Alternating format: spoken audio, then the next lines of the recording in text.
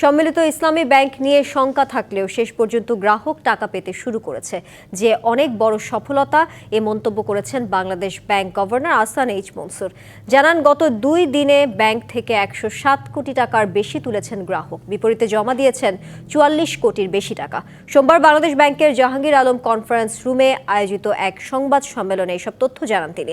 তবে বড় আমানতকারীরা 2 বছরের আগে পুরো টাকা তুলতে পারবেন না বলেও জানান গভর্নর, এবং আগামী 3 বছরের মধ্যে বড় বিনিয়োগকারীর হাতে এটি তুলে দেওয়ার কথা বলেন গভর্নর। সম্মিলিত ইসলামী ব্যাংক কাউকেই ছাঁটাই করতে চান না, কিন্তু কারো বিরুদ্ধে অপরাধ প্রমাণ হলে কোনো ছাড় না দেওয়ারও হুঁশিয়ারি দেন তিনি।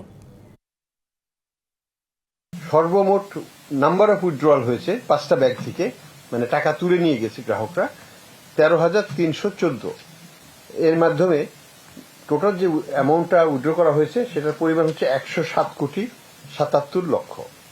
এটা কিন্তু আমরা যেটা আশা করেছিলাম তার চাইতে অনেক কম হয়েছে বলে আমাদের বিশ্বাস।